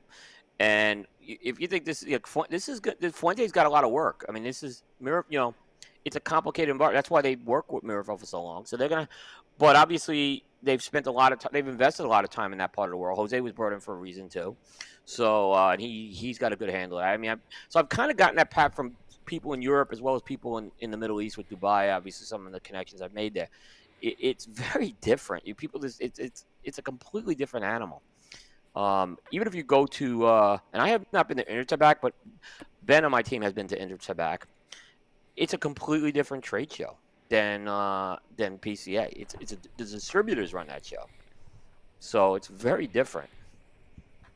Yeah, and I think it's all just going to go to it's the political climate over there. I don't think it's any bad blood between the two families. I'm sure, like, obviously, whatever happened, there's a lot of running around to make something work in Europe now. So I'm sure, like, the Fuentes are extremely stressed out right now. Jose Blanco was appointed to kind of lead that battle over there, and I'm sure he's extremely stressed out because we know he travels a lot as it is, and so I'm sure there's a lot of stress kind of being portrayed from both sides. But they don't have a better guy than Jose Blanco, who absolutely will be seeing retailers and distributors over the next few months, and absolutely, he will make it clear. Fuente's going to be fine. Meerapfel's going to be fine. They're both going to be fine. It's business change, and you have a good point, Pat, about the market there. It's changing a lot. Well, talk about. I didn't mention this. I mean, Matt and I talked about this last Wednesday. Like, even like the packaging. I mean, we talk about Canada, how they have that plain packaging. You put that green, disgusting paper and tubos over the cigars. Like, Europe is adopting that and then some. I mean, the information I was given is the target sales model right now for tobacco in Europe is essentially you walk in and you ask for what it is you're looking for, and it's not even displayed on the shelf. It's like a backdoor thing. Yeah. And as I meant, now I don't know enough about this topic to have this kind of a conversation, but I think, down the road, maybe if I look more into it, this would be a good talk is like, that benefits big tobacco because you go in there and like, everyone knows what they want. So you just go in and you get like it's like you have all these boutique sodas. Everyone's going to ask for a Coke, because you can't look at them. So like you mix the packaging laws, you mix the potential catastrophe of taxing that could potentially come down the pipeline, and then you compare it to like the already more heavily restricted smoking bans that are coming out in Europe. I think that's 100%. I have no information on this, but I think that it's a distributor like getting out. I don't think it's any bad blood. I think it's just like this market is falling apart. Let's get the hell out. And I think there's going to be a lot more news beyond Meerapfel coming out of Europe. There's a reason why I hear a lot of people, why is PCA investing in the international affairs thing? There's a lot of good reasons because they absolutely need to have boots on the ground and a pulse of what's going on in these other countries. Because guess what? This stuff eventually makes its way over here. It does. It does. Generational smoker ban is a great example. So they need to have boots on the ground there. I applaud Josh for investing in that part of the business. Good job, yeah. And Scott was starting to do that before Josh, but yeah, Josh is really taking that bull by the horn with that. Yeah, and and that was it was at the trade show I went to in 23 or 22 now. I'm bad with dates. 23, and like Josh had like one of those quotes where he's just like, regulation starts overseas, and that's like a really accurate statement to make. I mean, you look at like the smoking bans in restaurants that started overseas, and next thing you know, it's in the States in the early 2000s. So, I think what's happening in Europe is slowly going to migrate its way here. Again, it's all based on statistics. I mean, if you heavily regulate an industry, there's going to be some kind of statistic that comes out of it that can be referenced in the federal battles here. Yeah. And we see states trying to do it already too, by the way. And there's a little more pushback, I think, with certain states, but it's slowly making its way here. And as in Europe, the European Union is essentially like, you can call it their federal government. it's not the same as the feds, but it's their kind of upper umbrella of regulators.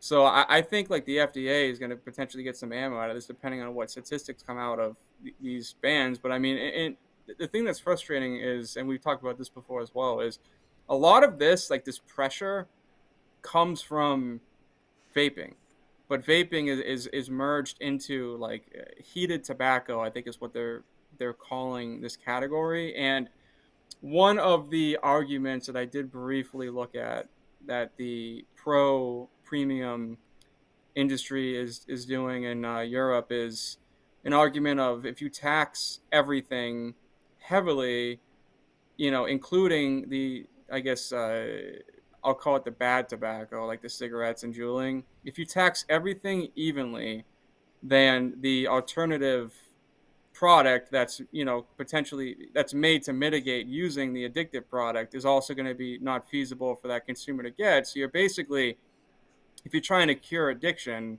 you're taxing them out of alternate choice to addiction. So it's like that's one of the arguments I've seen that seems pretty persuasive. I don't know if it's working or not, but there's a lot of battles going on over there. And it just going back to the Meerapfel conversation, I think that's 100% what this has to do with. I don't think it has anything to do with the families having any bad blood with each other. Like the side effect might be some animosity in the small sense of maybe it happened quickly, maybe it wasn't planned. But again, we don't know. This could have been planned for a year. We just don't know. Like the only people that know this, frankly, is going to be Carlito and Jeremiah and their close held principals in their companies. Yep. I agree. Yeah, I agree. Very well said. And Meerapfel, I'm sure is looking at Europe, and they're like, that's why they spend time in the U.S. Like they just did a barnstorming tour of the U.S. Yeah. Over the past month, so. And again, I've seen one comment about this that I'll just address, and it kind of goes on what I started off with, like the difference between distribution and tobacco. This has nothing to do with like Meerapfel having their own cigar that they're distributing in the United States, and it has nothing to do with his cigar. Like this isn't like a competitive, like, oh, let's get one up on Fuente and stop selling those cigars so we can sell more of ours. Like that's not what I saw. One comment on a different outlet that referenced that, and that is like there's not much we know, but the one thing I can assure you is that is not what happened. Yeah, there's a lot of, like I said, this. Unfortunately, when these announcements happen, this is what happens. We we wanna create a story, and that's a lot of people want to create a story. Yeah, that's true. Some people try to capitalize on certain things for different reasons, and listen, I won't get all back into it, but it has to do a lot of things I said a half hour ago. This is what it's all about. I love both people involved. I have great relationships with both parties, and I hope everyone's, everything works out. That's what you hope. Yeah, me too.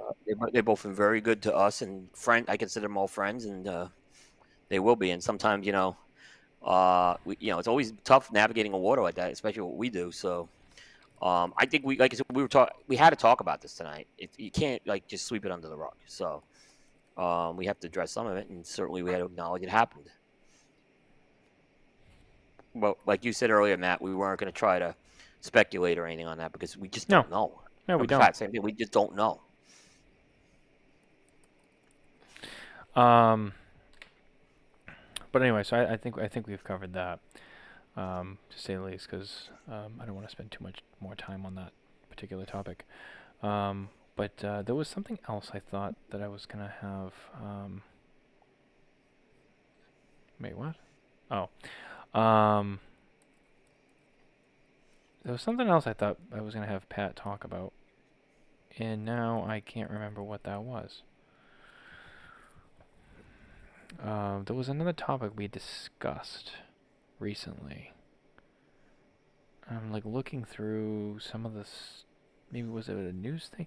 There was maybe I think it was not this week, but like the week before, or the show before this past week. There was something else, and I said, "Oh, we should talk about that on Spare Notes." And I had it bookmarked in my email, and I can't find it now. There was something. It was something specifically I wanted Pat to kind of get into, and now I can't remember what it was. I hate when that happens. It'll come to me. Let me go back to. Hold on one second. One thing I do want to mention, not that we're gonna really probably spend a lot of time on this, but the World Cigar Show is happening soon in Dubai. And Coop, you were recently in Dubai. Yes. And we've talked a little bit about the World Cigar Show. And and again, it's probably not something any of us are really going to cover. But I'm gonna try to, but I don't know. I'm not going there this year. I don't think it's ready. I don't think I can't make that investment to go back to Dubai again this year. At some point, I do want to cover, but I think it's very important this show. Yeah. Yeah, and I think it'll be. I'm curious to hear, kind of like what comes of this show. You know what I'm saying? It's going to be a big success. You know that, because everything's a big success. However, what I really I remember hope what it was. Sorry. No, go ahead. Okay, Go ahead. What I really hope it is look, acknowledge what worked and what didn't work and fix it. Because the first year is always going to be rough, is what I'm saying. So. 100%. 100% agree. Why did that do that? I don't like how that does that. Yeah, the first year is never the best. There's always a lot to learn in the first year. So always just take that with a grain of salt. It usually takes a few years, but I have high hopes for this. I'm curious to see how this one goes. And I'm really looking forward to hearing more about it as time goes on. And see kind of what was the feedback for people, would they go again? How did this impact, outside the U.S. and other countries? So, which, for what it's worth, I know that Inter Tabacco is coming in a couple of weeks in Dortmund, Germany, which is always it's an interesting one, and neither of us have been there and covered it, but it's kind of like the biggest show outside the PCA, outside the United States, which, to my understanding, I know this was the case last year. I think it was the case last year, but I know that some of the biggest manufacturers weren't there. I don't think they will be this year. Habanos won't be there. Davidoff won't be there. General won't be there. That was last year. I don't know what the status is this year. Curious about that. Yeah, and actually, I've been trying. It's a very tough time of the year for me to go when they have this show. Unfortunately, I really do want to go. Yeah, it's one of those things that's on my list too, but unfortunately, it's not a big enough. It's not a big enough drive for us right now. We have a lot of international readers. However, that particular show, I just don't think is. It's not that it's not worth covering. I just don't think it's really worth covering right now. To justify what it costs and takes to go cover that show. And I've even had a few people inquire about sponsoring that coverage, but at the same time, it's like, yeah, I mean, it's been discussed, but I've never really actually fully went ahead with it, just because it just doesn't really feel like, really worth it at the time. But someday I plan to go and check that out. But yeah, I will too. And it's an interesting show. I mean, it's hard not to. I think it would be more for networking. I would be going because there's not a lot of new releases out there. Yeah, I think that's a better way of kind of framing that. And I keep going back. I don't know. It's getting harder to even cover new. I just mentioned it's getting harder to cover these new releases. So, but I think for me, I think there is some very good networking that can happen. That would be the same with. I really would like to see this World Trade Show in Dubai. I would really like to see. It's not like I don't want to see it in year one. It is a very expensive proposition. It's that time of the year to go to Dubai is more expensive than when I went, too. So it's a good point. But Ben's covered it in the past when he was with Stogie Review. He went there. He's given a lot of good insights on that because he's actually been there. So. I remembered the other thing that I was going to have Pat discuss a little bit about that had come up, and it was the Pat. Do you remember we talked a little bit about some of the stuff in California recently that they've been proposing and talking about? I sorry that I didn't remind you before, but it just kind of came back to me. But the PCA was involved. PCA files California regulatory comment with the industry coalition. In response to a, excuse me, it's been a long day. In response to a regulatory posting by the California Attorney General's office, the Premium Cigar Association has filed comments expressing industry concerns on behalf of a premium cigar coalition. The California legislature tasked the Attorney General's office with developing an unflavored tobacco list in the wake of a referendum passed flavored tobacco products ban, which also allows for the imposition of fees to establish the list. Now, Coop, I know you probably know a little bit about this too.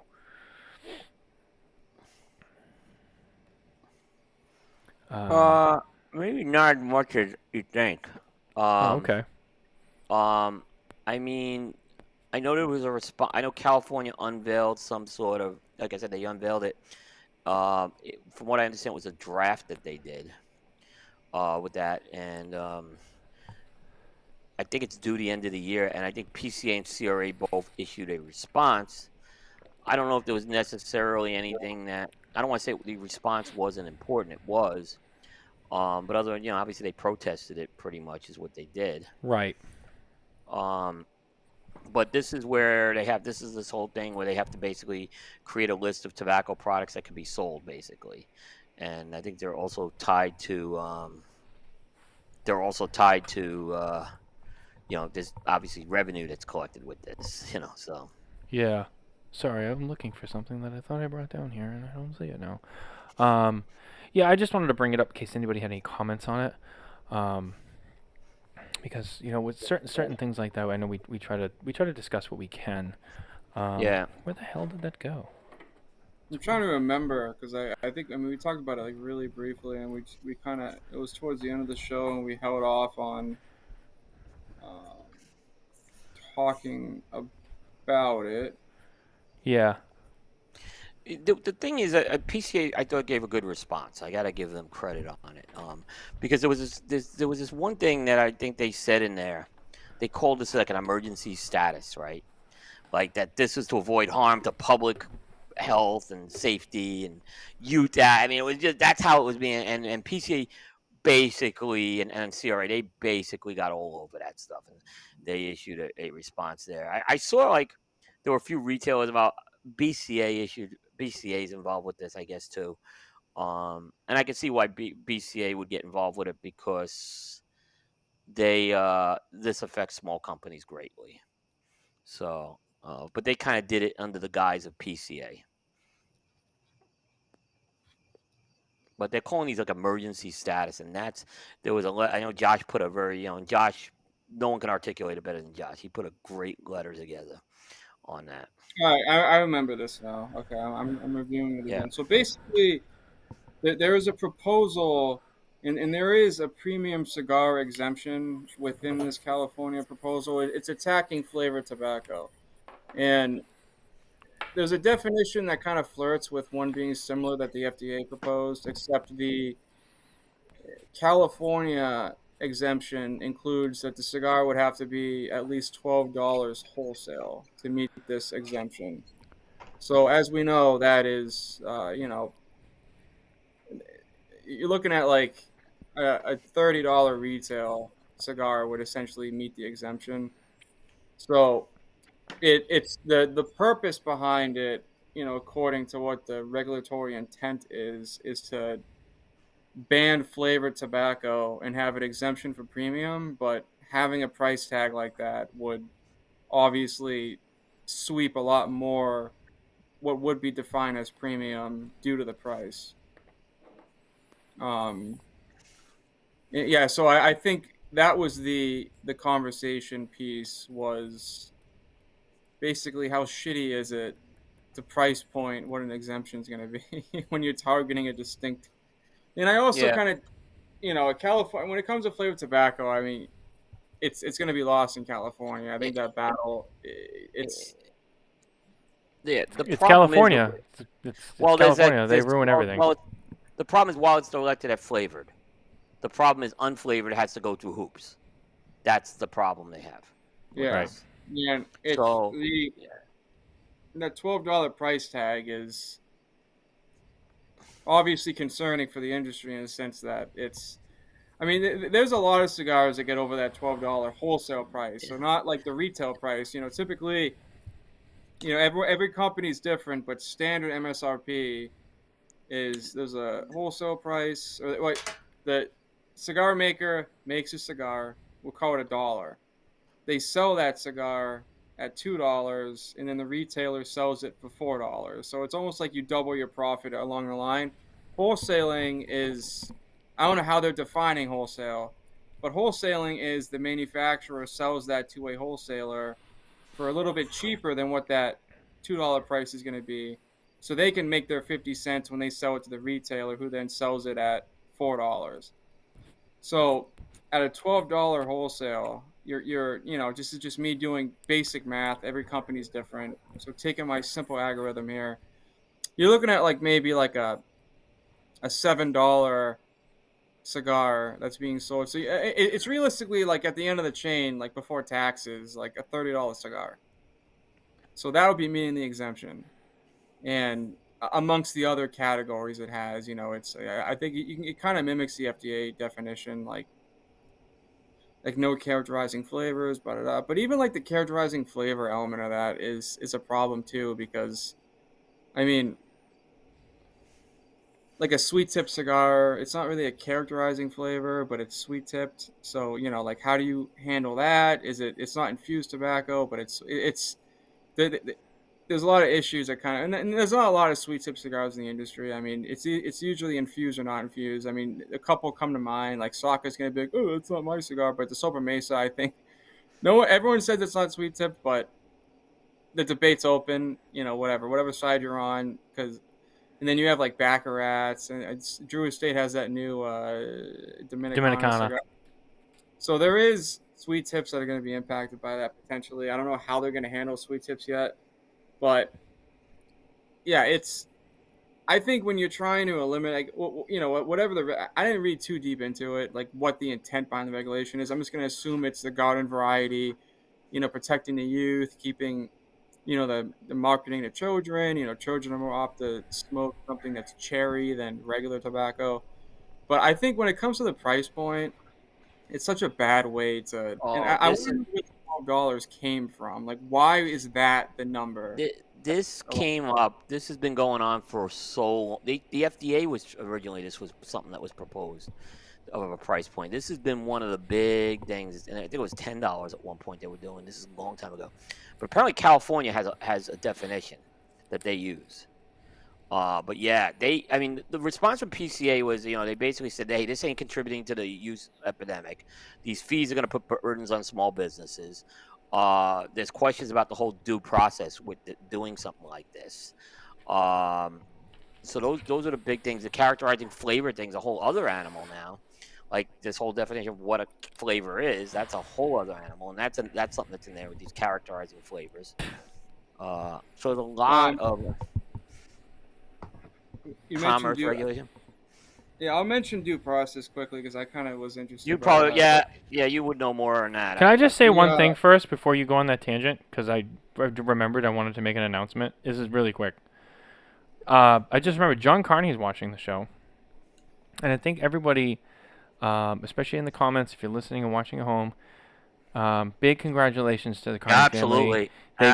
They grew once again with the birth of John's second child, his son, who I believe is Jonathan Michael Carney Jr. So, congratulations. Right. Absolutely. Yep. Well, blessings. That's great. Love you, buddy.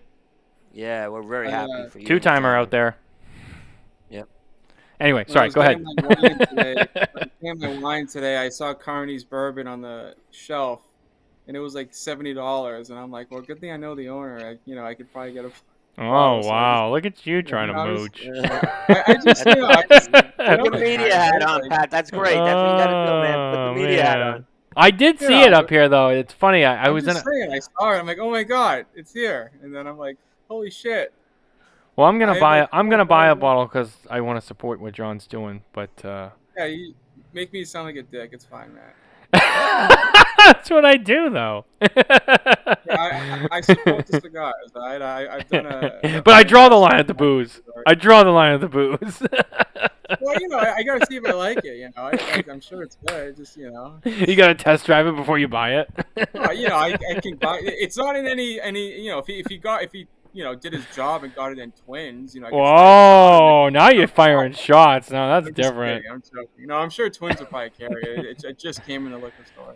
Kurt and Carney So, are very tight. I'm sure it'll be there. yeah, I'm sure it's gonna be there. No, I'm Especially usually if like we know I'll it's in the New try, Hampshire channel. unless it's like an ultra rare bottle. Like I always try a shot before I buy a bottle. That's just how. Even if it's like, like a Woodford bottle. Like I don't buy it because I'm not gonna drink it. It's just gonna sit there. Yeah. It's like cigars. I don't buy a box of cigars unless I try a single. Dude, I was, But anyway, it's funny, and you know this because I was talking about this. I never had the Thomas H. Handy, and I had opportunities to try it, but I just never did. I can't reach with the cable, but I won it in the New Hampshire liquor raffle, and so it was MSRP. So I bought it, and I said, I'm just gonna crack it open and drink it. What the fuck, if I don't like it, whatever. Someone can drink it when they come over. And I was like, I can't believe I did myself a disservice for like the last 6 years, and I never drank this when I had the opportunity to, without like refinancing my home, because this is delightful, and I'm so glad that I got it. I'm so glad I opened it, and I'm gonna drink that whole bottle. It's great. I totally get it. I was like, fuck it, let's just drink it. But anyway, what were you saying? So I have the definition here that I can read quickly, and I mean, I guess like I won't think like an attorney, but I can attack the hell out of this definition because it's really not great.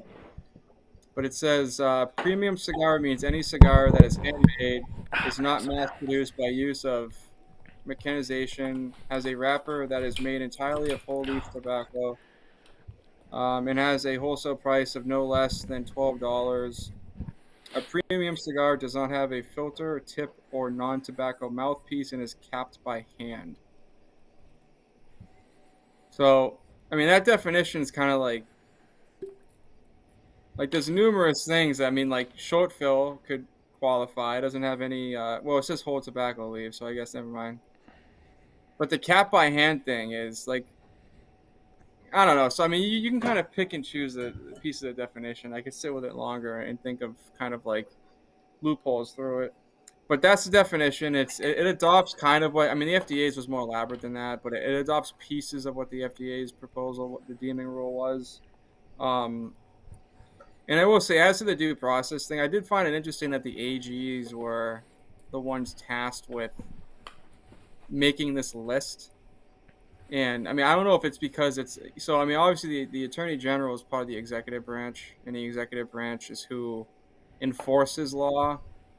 And all these like the FDA is executive. Well, in theory, it's executive, but then like the legislature who makes law, they delegate power to the executive to then enforce and kind of make. I mean, there's Chevron was overturned from the Supreme Court recently, and that's kind of like you can't have like an arbitrary and capricious delegation of power, and there's a loophole there. So whatever. When it comes to like the due process argument, I do think that's a ripe argument here. Not reading the statute that gave the AG the power to do this, but I think it's more of a collecting aspect. Like I don't know if the AG is making regulations to enforce this. I think they're just kind of curating the list of what can be sold in the state of California. But it is going to be interesting. It just in the sense of I think it's a lost battle, but I'm hoping the PCA can kind of maybe shave away this exemption a little bit more, so there can be more options. But yeah, like the $12 price tag is so irrelevant to what a premium cigar is, right? Like, I mean, I smoked a Zeno half Corona this morning, and I think that's like maybe a $4 MSRP cigar, and it's as premium as any other cigar, but it's inexpensive.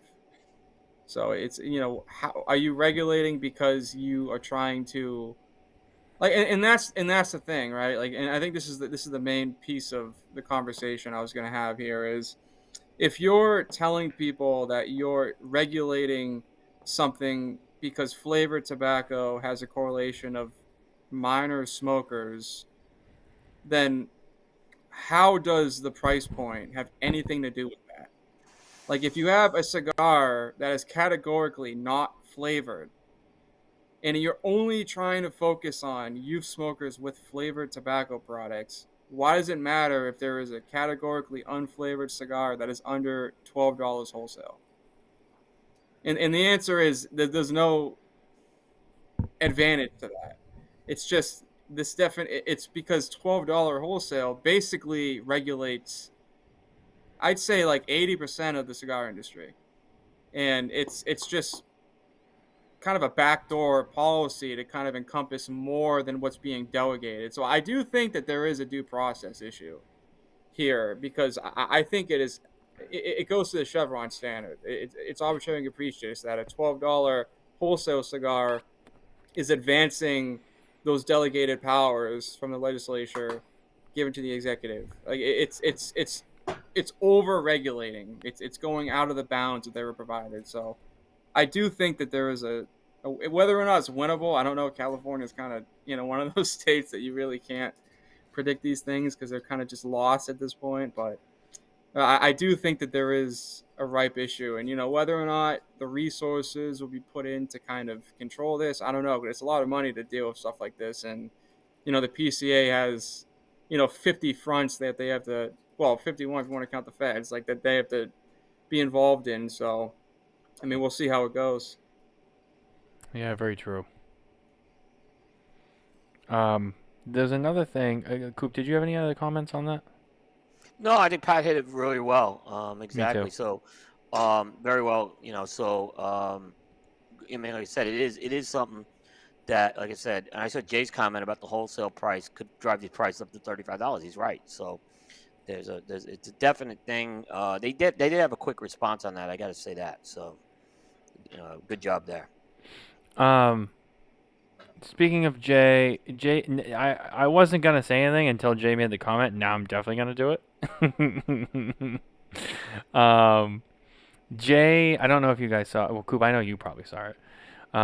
But we got an email from the PCA that the Premium Cigar Association and FIU Chaplain School of Hospitality and Tourism launched the first ever luxury marketing masterclass. Coop, did you have anything you wanted to say publicly on this email? Because Jay seems to think that he's going to get bashed. No, he's not going to get bashed. Okay. I think it was a good thing that the PCA did that. And I think absolutely the two comments I have on this, I didn't like the way it was the communication was distributed. I'll just leave that at that. But I think the other thing is the only thing I would have done is give a little value to PCA members on that one. And I just didn't see, unless I'm missing that, I don't think there was a value add in for the PCA members, and that would have been nice. Maybe they tried and couldn't do it, but I'm just saying that would have been nice.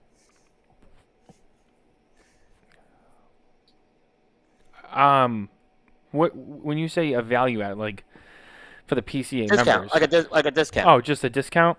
Yeah. If Well, there was that, what and I does missed it cost? it. What does this cost? Is there a price on like the cost I of think just it's like that? I want to say it's like 500. I think. Yeah, I thought 450, 500 was around. And then you got to get there, But obviously. I think That's true. education is very important for a trade organization, right? I think and that's why I really like what Josh is emphasizing education a lot. And I think it's extreme. That's a job of a trade association, is to educate your members. But there should be a value added in being a member with that. And I don't know, maybe that's something that's going to come down. I know they're doing some things with PCA Alliance and all that. So, but I would have liked this particular program, which I think is a good program, to do that. Yeah, I was asked if I'm going to cover the class. No, I'm not going to cover a training class. That's not really of interest to me. But I think it's a great program that they're doing. Anyone who says that PCA shouldn't be doing education, they need to kind of.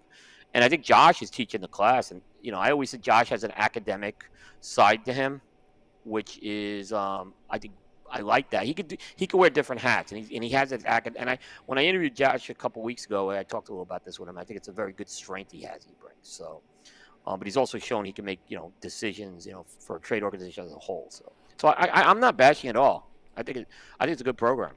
I applaud it. I can say too that we talked about one of the big pieces of this is educating membership and then also the consumers. And I kind of wish something for the consumer would be done, which maybe it will be down the road. I mean, that'll probably be more of a CRA task. But, when I saw this, I actually, when I go into work this week, I was going to look at my trial schedule to see if I could potentially make it down there for it. I think it's a good idea. And I mean, I don't know, the only thing that I can semi-critique from the press releases I've seen on it is I just wish there was a breakdown of the academia that they'd be covering there, because it says it's like marketing and it kind of goes into that sweep, but is it going to be is it like when you say marketing to a general person, like just marketing products and selling products, having a lounge, or are you going to talk about marketing, in lieu of regulation and being in compliance, or is there some kind of a position that we're taking on certain marketing techniques? So I wish that there was more of a course breakdown on what specifically was being covered within the general umbrella of marketing.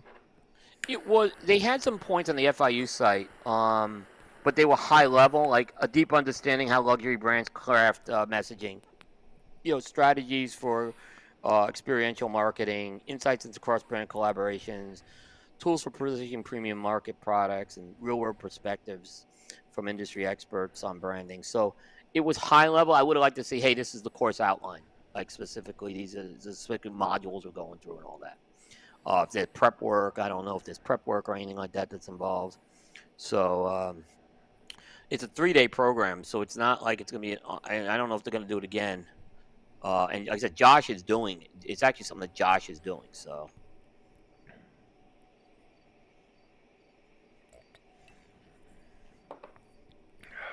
Oof. Man, that's good. That's hot. That is hot. What is that? Sorry. 127 proof. That's hot. That's good. It's hot. Yeah, it's interesting. I would probably agree with just about everything Coop said about it as well. Look, education is always great. In my opinion, you can really never have too much. I think some things are worth more than others. That doesn't mean anything specific to this. That's just a general comment. But nonetheless, knowledge is king. The more of it you have, the better you are. So yeah, no, I don't think this is a bad move at all. I'll be honest with you, I just hadn't really gotten to this email at all. But I hadn't made a decision on it one way or the other. So I just don't. Regarding Jay's comment previously, I just don't want him to take it like I was avoiding it or whatever. Honestly, I hadn't really even looked at it until now. So at least for me. And Coop kind of spoke to his behalf as well. But yeah, no one's gonna bash you, Jay. Believe me, we would if we felt a reason to, but I don't think there's no bash necessary. I was just a little unhappy how the announcement was made. I'll just kind of leave it at that. But I think his comment was more like on the actual topic, not necessarily right. I'm not the logistics of it. Yeah. No, I think it's a great program. And like I said, anyone who's questioning this, I mean, you really have to look at what this is. This education is an absolute core competency that a trade association needs to have, and for years, this is something the IPCPR was just negligent of. But I think Scott Pierce started to put the wheels in motion with this, and Josh has taken it now to another level. So they need a lot more programs for education. Mm-hmm. So I will say, I applaud this. Two other comments on that is the big one is the shops that probably really need this class are the ones who aren't going to care to even go, right? You know what? He's actually right. and then one of the things that I don't know if they're doing this, but would be helpful just from what I've seen is a online marketing piece of that, because I that is one thing that this industry is so down bad at when it comes to B&Ms is like online marketing. And I don't know if it's because people think that those things that they can do, they can't do, but if that's something that they do. And honestly, I know that I did see in the press release for this that they hope to at one point make this an online option, which I think would be really beneficial. Now I think you might get some more shops going that probably wouldn't go and should go. But I think if there's a way that technology could be integrated, would be helpful. I mean, and I know like, and this is probably too deep than what this class would go on to, but I mean like, there's been issues with like POSs and just different like companies like not allowing tobacco transactions, and it's like having a dialogue about, I guess, the internet, right? Like the machinery used in shops would be helpful as well. I know that might be too deep of a dive for what Josh is trying to do of this one, but I do think there's value in having something like that, especially like again being in an industry that's regulated like it is. I think that would be really beneficial. Yeah, I agree. And especially with what you said about the retailers who need it the most, I think that's so true. Because I can. There's no one specific that comes to mind, honestly. If there was, I'd tell you. But I feel like I've met enough of a certain type of retailer where I can just hear it, like, this is bullshit. What am I gonna do with that? Why am I gonna fly that? Like, and they probably need it the most. Like, this is not for like, David Garofalo, Abe Dababda, Jeff Borchowitz. They probably think it's great, and if they went, it'd be like, hey, that's awesome. But like, they're very proven retailers that like know how to manage. But there's some retailers out there who I think could benefit from this, and I think it would be good for their business. And unfortunately, there's a lot who are gonna like, flip their nose up at it, and that's too bad. But what are you gonna do? How dare you take a phone call during this show? I didn't. Oh, I don't know who it was. I was just trying to start shit. I was just getting ready. How dare you not silence your phone during my show? No, I'm just kidding. You told me not to. No, I'm just giving you shit. No, I really don't care. You asked me not to. I did because for a specific reason, but no. No, it's okay. I'm just trying to have some fun. But no, look, if you're interested in it, check it out. Obviously, reach out to Josh or anyone at the PCA if you need more information or whatever. But you should, honestly, if you're a retailer, you should definitely at least look into it. It could be good. It could be good. In this business, look, we'll take anything we can get in this business and to make ourselves better. So, Absolutely. That's really the best thing I can say for it. But all right, that covers all that. I didn't have anything else on my docket for the show, but does anybody else have anything they want to bring to the table? No, I think we covered it. Unless Pat, you got anything? Pat, did you have anything else you want to bring to the table? I mean, more than welcome to bring anything else up. I probably could, but I feel like I might put us another hour loophole. So. Okay. All right. Well, we'll put a pin in it there. Good show. What a show. Over 2 hours. Wow. Guys, thank you for being here with us tonight. Appreciate you, both you guys on here with me and everyone who's been enjoying the show at home. Really, really appreciate it. We couldn't be here without any of you. Make sure you tune in. I think Monday. I think we're going to be doing a show Monday for a Smoking Tobacco show because I will be traveling. I will be traveling next week. So I will be out of the country, and I didn't want to miss the show, but we'll deal with that, and then we'll be back with Spare Notes probably week after next, I think, because again I'll be traveling and it'll be 2 weeks. So stay tuned for updates on that, and as always, head to smokingtobacco.com for more news, reviews, and updates from the cigar industry, and.